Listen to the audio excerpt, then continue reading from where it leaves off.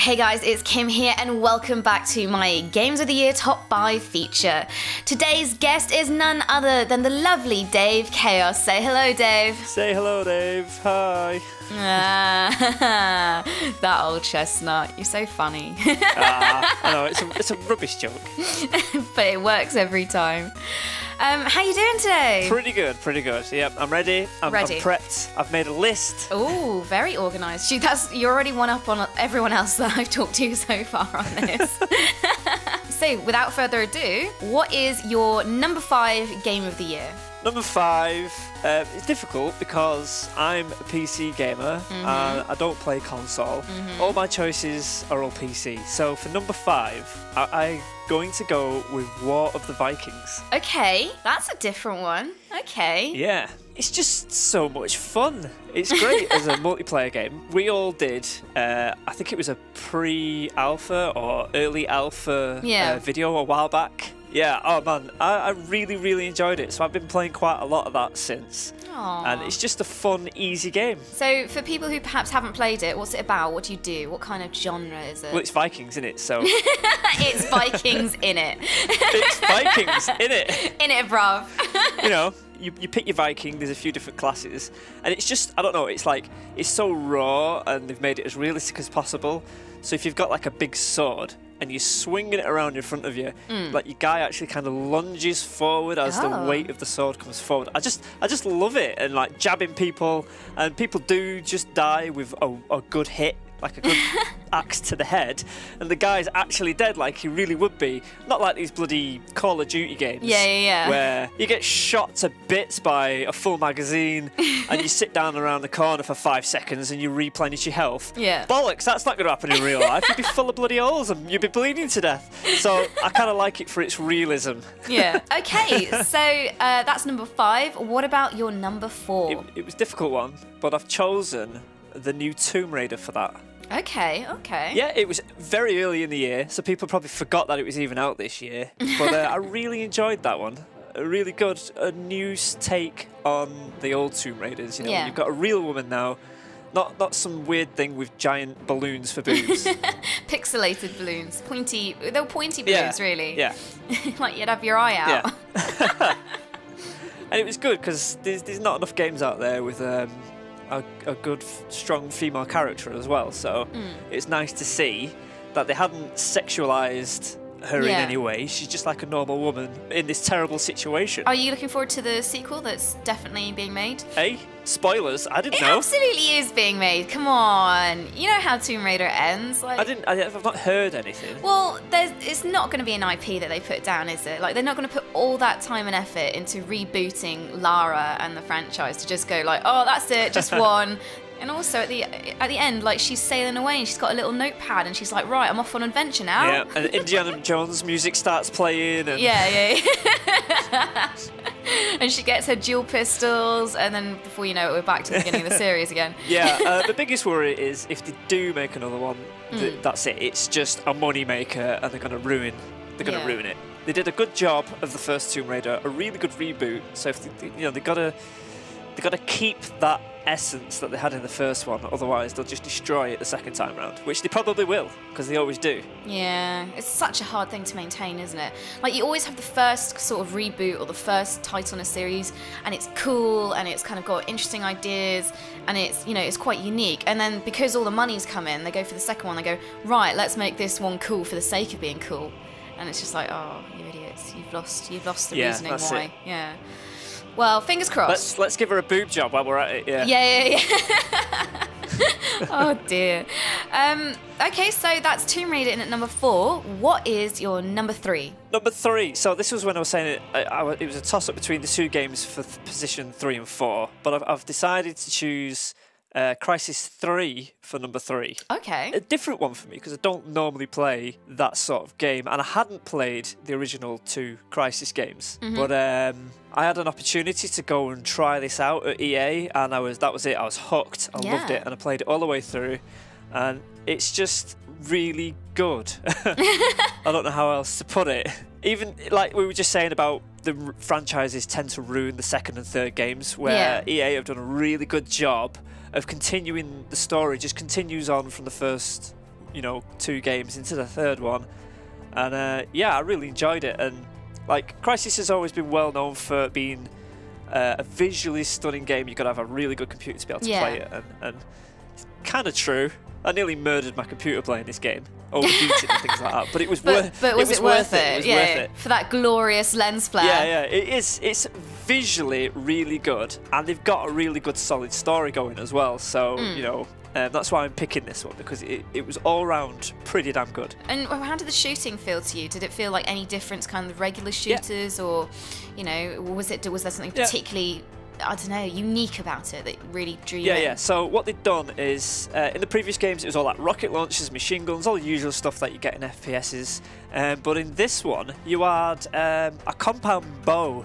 So there was a lot of stealthy bow and arrow stuff going on, which was new, and that was new to me as well. I've never played a game like this, and it was just really nice. You could, you can stealth yourself and sneak into certain positions, and just snipe people with this bow and arrow, and still stay hidden. So I really liked it. And then if you really wanted to get stuck into the action, you could just whip out your machine gun, get out of stealth mode, and just cause complete chaos.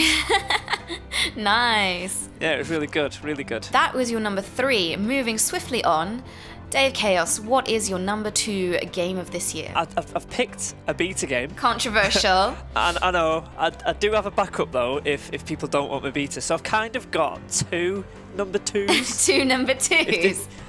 2 number 2s. I don't know about this, Dave. This is like cheating.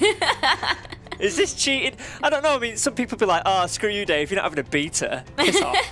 I think that's fine. I think it's absolutely fine to have a beta, because it's a game you're playing in 2013. So come on then, what is it? Spit it out. It's Starbound. Ah, okay. Straight in there then. So, you know, for those who don't know what Starbound is, think of Terraria, but in space, in the future. Ooh. And there's a lot more to it than just Terraria, if you know what I mean. You can actually visit different planets. You've got your own spaceship and all that sort of thing. It's really quite exciting. Oh, bless. But the second game, for the Screw You beta game people... 2B. Yeah, 2B is a game that's been out for a while, and it's a mod of Far Cry. It's Blood Dragon. Good call. Oh, yeah, because this is just insane awesomeness, Tron retro craziness. It's just so much fun. It's not a serious game at all. No. Oh, it's like pump action, Predator. It's just mental. It's just mental. You got to play it. What's the craziest thing you did in it? I don't know about craziest thing, but my favourite part is definitely the opening scene, because it literally is just like being the opening scene to Predator with the music. You sat there on this chopper with a MIDI gun, just laying waste to the entirety of this base.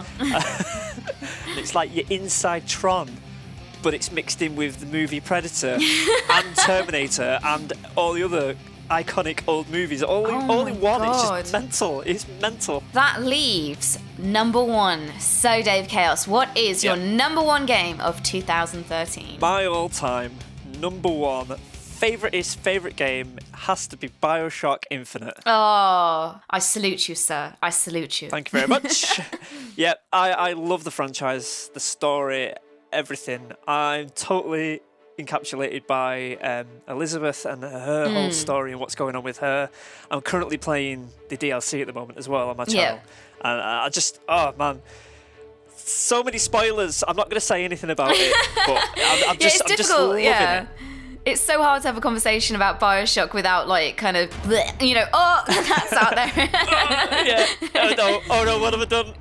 Yeah, so BioShock Infinite. I love how it turns everything on its head, and it's just like, it's gone from kind of claustrophobic, under the water, really sort of, you know, you visit a society that has already ended, that, you know, that has already gone through the chaos and the fall, and, you know, it turned it completely on its head to open air, you know, a society that is still in its kind of prime, and that is beginning to fall apart. And it was just, wow, you know, the colours, just the colours of Colombia. That's it, you've gone from dark and dingy and wet to open air, colourful, bright.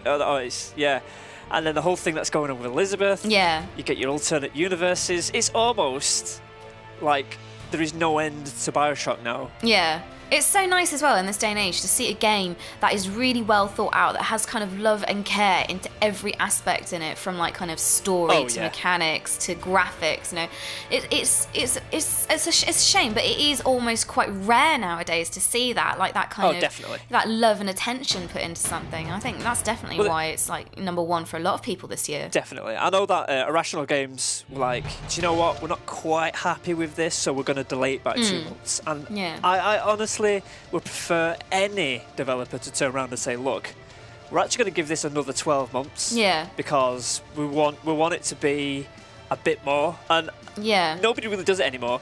Massive names like, I don't know, I'm not going to name names actually, that'd be terrible. Bigger companies would be like, you know what, let's just churn a game out every year, give it the same name and just put a different prefix on it every time, and we'll just rake the money in. Oh, by the way, while we're at it, we'll stick in microtransactions as well, and we'll charge a full price for DLCs, so on and so forth. And whereas Irrational Games are completely different, you know, all right, there was a season pass on the DLCs this time round, but in the past, the updates and all that sort of stuff have been completely free. And that's still, you know, it's fantastic. And like I said, you know, they have delayed it in the past to add that little bit extra in because they weren't quite happy with a little bit of it. And I just, you know, if all developers took that kind of attention, we'd have so many more better games. Well, it's just nice to see a developer that has some pride, like some actual pride in themselves and what they do. You know, rather than just like poop it out and be like, well, there you go, have a day 1 patch, you know? There you go. The job done. There's day 1 DLC. Now give us 30 quid for it. Oh, what? You've just paid 40 for the full game? Nah, we don't care. Whatever. Whatever. Yeah. No. So yeah, BioShock Infinite is definitely my #1. Fantastic. Well, I think that's a pretty solid lineup, Dave. I think you've done yourself proud this year. Thanks. Not bad for just PC games. Just PC games, eh? That's been a very good year for you. Awesome. Well, I hope you have a very Merry Christmas. I'm sure I will. And a Happy New Year. Yeah, thank you for having me. Cheerio for now. Bye. Bye.